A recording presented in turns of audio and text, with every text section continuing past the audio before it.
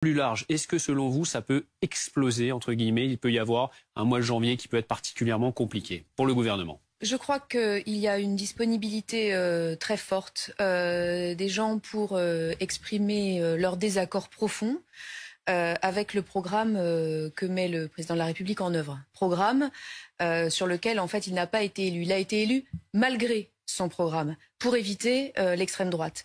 Et donc, il y a ce sentiment extrêmement fort chez beaucoup de gens, beaucoup de personnes, de lui dire qu'il n'a pas le droit de faire ce qu'il est en train de faire et ce qu'il compte faire sur les réformes. Parce qu'il n'a pas été élu pour ça.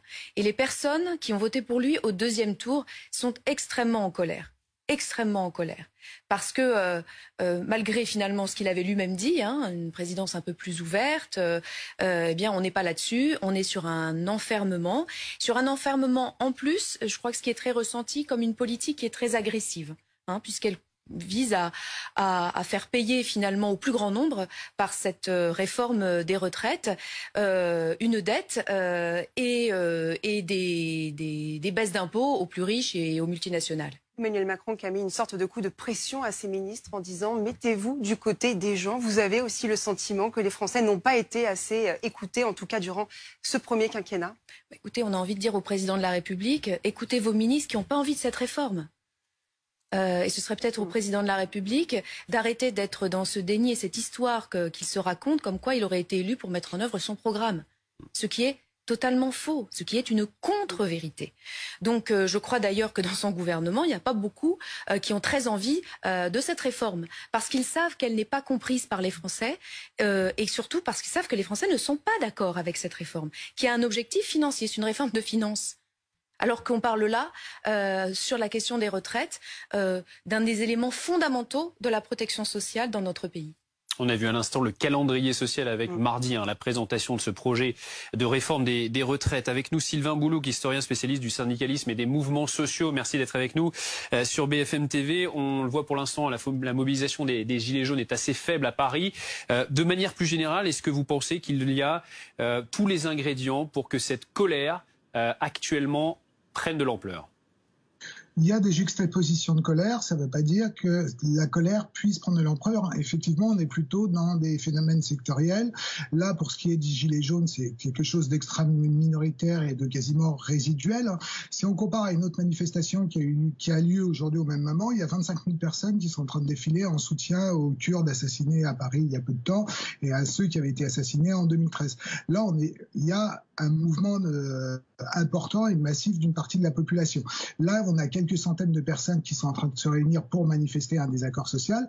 Il y a effectivement sectoriellement un certain nombre de colères qui peuvent exister, mais pour l'instant, on n'a pas de coagulation ou de phénomène de contamination des colères. Alors ça peut effectivement se cristalliser avec la réforme des retraites, comme ces colères peuvent rester parallèles et ne pas se rejoindre à un moment ou à un autre. C'est vraiment quelque chose que pour l'instant on peut pas, sur lequel on peut pas préjuger de ce qui va se passer. Une donnée importante tout de même à préciser, selon un dernier sondage IFOP paru cette semaine, 79% des Français souhaitent que la France connaisse dans les prochains mois une explosion sociale avec l'émergence d'un mouvement du même type que celui des Gilets jaunes.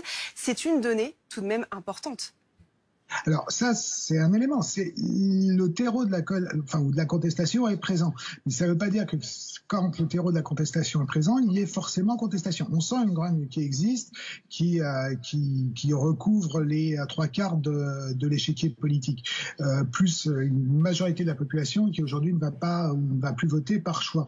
Mais ça ne veut pas dire que cette majorité de la population qui peut dire j'en ai assez passera à une autre étape qui serait la contestation par la rue ou la contestation par l'action sociale. Il peut très bien y avoir des colères qui ne se manifestent que par un mouvement d'humeur en réponse à une question dans les sondages. c'est pas le principe d'un mouvement social, c'est d'être assez spontané et d'exploser de manière spontanée. Là, on est dans l'attente d'une colère qui ne sera pas forcément spontanée, donc ça ne veut pas dire forcément qu'il y aura un mouvement social. Si vous prenez par exemple une des grandes, donc les Gilets jaunes ou un autre mouvement social qui a été important en 1995 contre le projet de loi de la réforme, la fameuse réforme Juppé, là il y avait une contestation qui a explosé dans la rue sans que même une partie des centrales syndicales au départ l'ait réellement imaginé. Donc il y a vraiment à chaque fois un caractère spontané. Alors peut-être que cette fois-ci il y aura une fabrication médiatique qu'on rejoindra la colère, mais pour l'instant on est vraiment dans l'expectative est-ce qu'il y aura des mouvements sociaux d'importance ou pas. Il est vraiment difficile d'y répondre. C'est avec nous Sylvain Boulouc. Sophie Taillé-Polian, est-ce que selon vous cette réforme des retraites à laquelle vous êtes opposé peut être une étincelle qui pourrait embraser la situation dans le pays? Je crois effectivement qu'il y a beaucoup de personnes qui sont en train de se dire qu'elles vont se mobiliser, oui. Et parce qu'elles ont bien compris que cette réforme n'était pas du tout nécessaire et que les arguments qui sont avancés selon lesquels il faudrait sauver notre système de retraite sont des contre-vérités. Hein, le corps qui surveille cela de tout près, quand on regarde le Conseil d'orientation des retraites qui suit vraiment précisément la situation de notre système de retraite n'est pas du tout alarmiste. Et donc les Françaises et les Français le savent bien. Alors après, le gouvernement essaie d'habiller un peu tout ça en disant oui mais on va faire un peu sur les seniors, un peu sur la pénibilité, mais il voit bien qu'en réalité le vrai objectif de ce gouvernement c'est de faire des économies sur le dos du plus grand nombre pour financer les baisses d'impôts pour les plus riches. Alexis Cuvillier, Emmanuel Macron ne lâchera pas cette réforme des retraites, il l'a encore dit lors de la formulation de ses vœux cette année. Vous le rappeliez, lui, Emmanuel Macron, il estime qu'il a un engagement par rapport aux Français sur cette réforme des retraites. C'est quelque chose qu'il a annoncé pendant son programme présidentiel, qu'il a fait un score qui est assez représentatif dès le premier tour de l'élection présidentielle. C'est vrai qu'au second tour de l'élection, il a agrégé des personnes qui étaient en opposition, bien sûr, à la candidature de Marine Le Pen. Mais néanmoins, ça, personne ne peut le contester, sa victoire au second tour de l'élection présidentielle, elle est réelle, large et le rend légitime.